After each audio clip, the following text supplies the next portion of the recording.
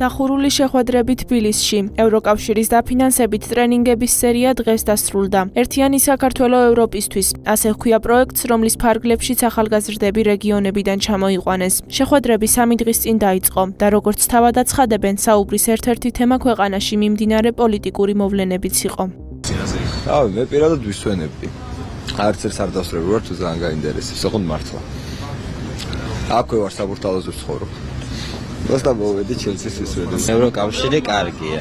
სხვა არაფერზე არ ვისაუბრეთ. მხოლოდ და მხოლოდ ევროკავშირთან დაკავშირებით ვისაუბრეთ. თავისუფლება ყველა პოლიტპატიმრს. ამაზე ვისაუბრეთ. კომენტარია ეს. დისკუსიაზე ამაზე ვისაუბრეთ. გუში ხო გითხარით, რაზე ვისაუბრეთ? რომ ევროკავშირი კარგია და საქართველო აუცილებლად უნდა გაწევრიანდეს ევროკავშირში. გაზდას, რომელსაც არ აქვს დიდი ინფორმაცია და შეიძლება არ აქვს ანალიტიკური რესურსები იმისათვის, რათა შეაფასოს მდგომარეობა, შენ ჭკუაზე მოიყვან, მით უმეტეს თუ კი დააფინანსებ. ამ ბავშვებს ტვინებს ურეცხავენ. ეუბნებიან, რომ არსებობს რაღაც რუსული ორბიტა, რომელზეც შეიძლება საქართველო მოხვდეს და აცდეს ევროინტეგრაციის გზას. რაც თეორიულადაც არ არსებობს და მით უმეტეს პრაქტიკაში არც ერთხელ არ გადადგმულა ესეთი ნაბიჯი 2012 წლიდან მოყოლებული.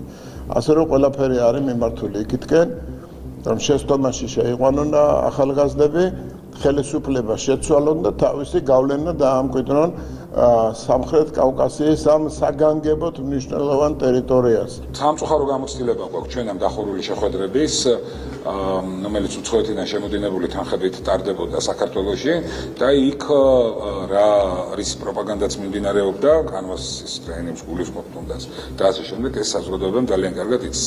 უმჯობესია დღევანდელი მოცემულობისთვის და ზოგადად ურთიერთობისთვის, ჯანსაღი ურთიერთობისთვის, რომ ყველა ასეთი ტრენინგი იქნება ეს თუ სწავლება იყოს საჯარო და საზოგადოებამ კარგად იცოდეს რა ცდილობენ შეასწავლონ ახალგაზრდებს ის ადამიანები, ვინც დღესაც უცხოური თანხებიდან ფინანსდებიან. ტრენინგების საფარქვეში ხდება ინსტრუქციების მიცემა, მსჯელობა, რა როგორ გაკეთდეს, მათ შორის არ არის გამორიცხული იგივე აკერმანის გეგმის განხორციელებაზე, იგივე იმაზე, რასაც ლორა თორტონი საუბრობდა, რომ რა რესურსი დარჩა ოპოზიციას, რადიკალური ჯგუფები, რომლებიც უპირისპირდებოდნენ პოლიციას, საბოლოო ჯამში სწორედ ოპოზიციის აქტივისტები და მხარდამჭერები აღმოჩნდნენ ყველა ის აღჭურვილობა და შესაბამისი ნივთები იქნა აღმოჩენილი სწორედ ოპოზიციის ოფისებში. ის რომ ევროკავშირი ასე გამოჩვენვალეთ დღესაც აგრძელებს გარკვეული პროექტების დაფინანსებას, როცა დონორი მალავს რამდენი დახარჯა, რაში დახარჯა, რა იყო ამ პროექტების მიზანი და ასევე